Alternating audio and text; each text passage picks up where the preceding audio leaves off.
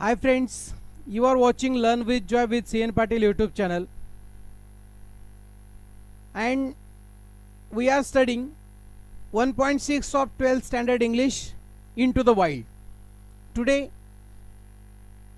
we are going to see the part 3, third part of Into the Wild. Actual only 2 parts are there in the book, but here we divide these 2 parts into 5 videos. आज आपण याच्यातला तिसरा part पाहणार आहोत. दुसऱ्या part मध्ये आपण असं पाहिलं होतं की किरण पुरंदरे रायटर हे त्या जंगलामध्ये एकटे फिरतायत, त्यांना रस्ता सापडत नाहीये आणि ते थोडेसे घाबरलेले आहेत. त्याच्या पुढे just then I saw a man standing a short distance away with a stick in his hand. On the way to him, he noticed that he too was frightened by the alarm calls. We met and pondered over each other. Pondered it means विचारपूस करणे. आता हे घाबरलेले होते. आपण मागच्या part मध्ये पाहिलं होतं रायटर किरण पुरंदरे. मग आता ते घाबरलेले असताना इकडे तिकडे रस्ता शोधत असताना ही सॉ मॅन, एक मनुष्य त्यांना दिसला की जो उभा होता, ज्याच्या हातामध्ये काठी होती. जेव्हा ते त्यांच्या जवळ गेले तेव्हा त्यांना कळलं की तो मनुष्य सुद्धा घाबरलेला होता. का? कारण त्यांनी सुद्धा तो अलार्म कॉल बबून, हे जे काही माकड होते ते जे काही नॉईज करत होते, लेपर्ड आलेला आहे किंवा टायगर आलेला आहे याच्यासाठीच सावधगिरी म्हणून, तो या माणसाने ऐकलेला होता आणि म्हणून तो मनुष्य सुद्धा घाबरलेला होता. दोघं एकमेकांना भेटलेत, विचारपूस केली आणि त्याच्यानंतर he came to know that, रायटरला कळलं हु वॉज दॅट मॅन.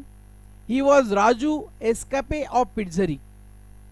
तो मनुष्य कोण होता? राजू एस्कॅपे पिटझरीचा राहणारा मनुष्य होता.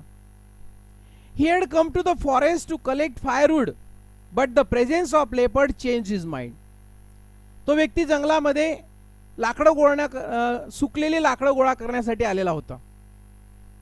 पण जेव्हा त्याने लेपर्ड येतो आहे असा बबूनचा कॉल, अलार्म कॉल ऐकल्यानंतर त्याने त्याचा विचार बदलवला, कारण या हिंस्र प्राण्याला सगळेजण घाबरतात. He was amazed to hear that I go to Umbarzara alone every day because Umbarzara is a home of tigers, leopards and bears.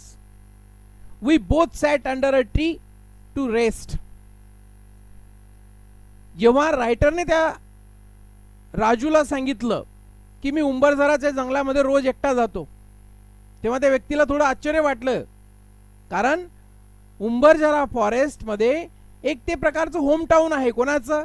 टायगरचं, लेपर्डचं, बियरचं, Wagh, leopard, अस्वल वगैरे यांचं. आणि ते दोघं जण थोडेसे झाडाच्या खाली बसलेत विश्रांतीसाठी. They both deal with their confidence as they choose to embark on their play activities. We were now able to have 4 eyes, 4 arms and stick. We moved on. थोडासा एकमेकांना धीर झाला. का?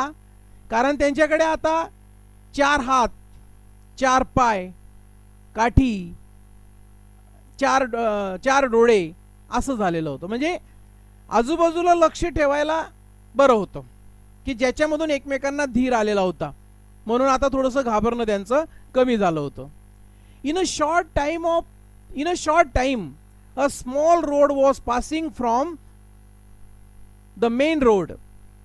Raju choose that new road and told me to go straight. Waiting for an acquaintance I reach the familiar hill. त्या राजूला सांगितलं की माझा हा रस्ता आहे, तुम्ही या रस्त्याने जा. रायटरला त्यांनी सांगितलं. हा त्या रस्त्याने गेला आणि रायटर दुसऱ्या रस्त्याने गेलेत. आता रायटर एक ओळखीची वाट त्यांना सापडते का याची वेट ते करत होते. आणि ते एका फॅमिलियर, त्यांच्या ओळखीच्या टेकडीवर ते पोचलेत. Descended a different road as we descended the hill. I came across a tree of moh and realise that I was lost in the forest, miss the road. ते वरती त्या टेकडीवर तर चढलेत, परंतु ते टेकडीच्या खाली उतरल्यानंतर त्यांना एक मऊचं झाड दिसलं. मात्र तिथं त्यांची खात्री झाली, ही वॉज लॉस्ट, ते हरवलेले आहेत जंगलामध्ये. त्यांना पुढे जाण्याचा मार्गच कळत नाहीये, रस्ताच सापडत नाहीये. The next moment I saw another road. I hurried down that path and came to an open field. Through the two hills there were dense trees. एक रस्ता त्यांना दिसला खरा, त्या रस्त्याने ते घाईघाईने जायला निघालेत. पण तिकडे जातात तर पुन्हा ते एका पुढच्या ओपन फील्ड मध्ये निघालेत आणि तिथं पुन्हा घनदाट असं जंगल, घनदाट झाडं त्यांना दिसलीत. I looked back. The sun was setting. मागे पाहिलं, सूर्यास्त होत होता. The previous way was no longer visible. जो मागचा रस्ता होता तो पण त्यांना फारसा व्यवस्थित दिसत नव्हता, सूर्यास्त झाल्यामुळे अंधार होत होता म्हणून. I was completely lost in the woods. It was evening. आणि ते आता पूर्णपणे हरवलेले होते. संध्याकाळ झालेली होती, रात्र होणार होती. It was very dangerous situation. My clothes were soaked with my own sweat. त्यांच्याच घामाने त्यांचं अंग सगळं ओलचिंब झालं होतं, कपडे ओलचिंब झाले होते. I felt like shouting to loudly, but who will hear my voice in such a vast forest. त्यांना असं वाटत होतं की आरोळी मारायची, हेल्प हेल्प, पण कोण ऐकणार, कोण त्या जंगलामध्ये. Even the sounds of familiar birds seems unfamiliar to me. ज्या पक्ष्यांचे आवाज ते आतापर्यंत ओळखायला लागले होते, ते आवाज सुद्धा त्यांना अनोळखी वाटायला लागलेत, कारण ते घाबरलेले होते. I stood there for more than half an hour. I was looking for a convenient tall tree so that I could climb a tall tree for safety. I wanted to go to the road left behind.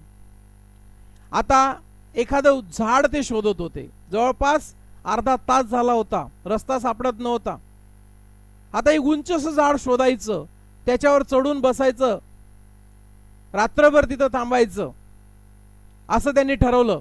म्हणजे जेणेकरून त्यांच्या सुरक्षेसाठी मागे जाण्याचा त्यांनी प्रयत्न केला की जो रस्ता मागे गेला होता त्या रस्त्याने जाऊया. That didn't seem possible. ते पण शक्य नव्हतं. Road signs were not failed. कारण त्यांना रस्त्यावरच्या खुणाच व्यवस्थित दिसत नव्हत्या.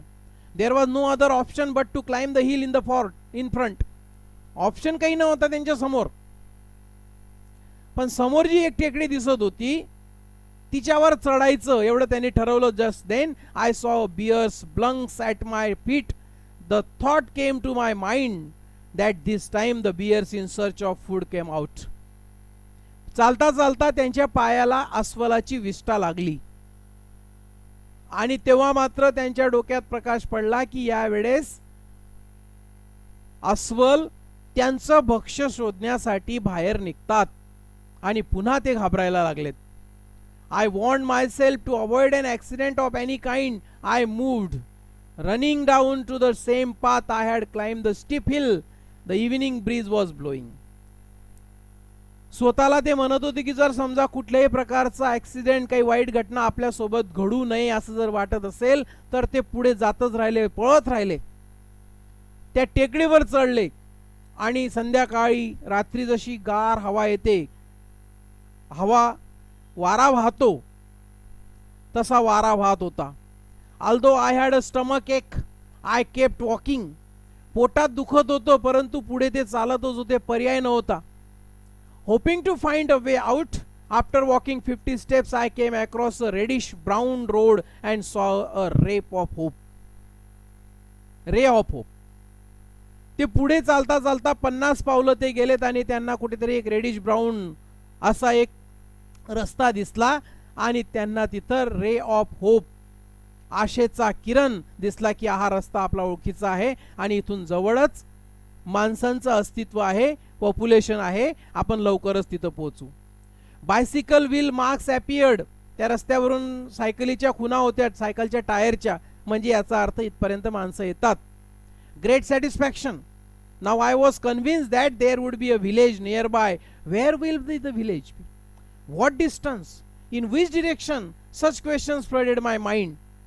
त्यांना वाटू लागलं की कदाचित इथं निश्चित आता घर असेल, थोडं समाधान वाटलं, गाव असेल, लोक राहत असतील, पण पुन्हा कुठे असेल गाव? किती अंतरावर असेल, कोणत्या दिशेला असेल, असे एक ना अनेक प्रश्न त्यांच्या मनामध्ये यायला लागलेत.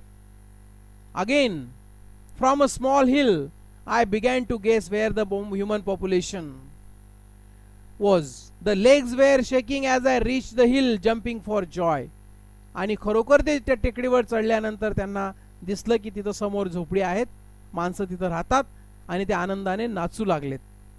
तो आनंद त्यांना तिथं दिसला, मिळाला, कारण ते आता जे संकट त्यांच्यावर ओढवणार होतं, जो एखादा ऍक्सिडेंट घडणार होता त्यांच्या बाबतीत, तो त्याच्यापासून ते टळणार होतं, वाचणार होते.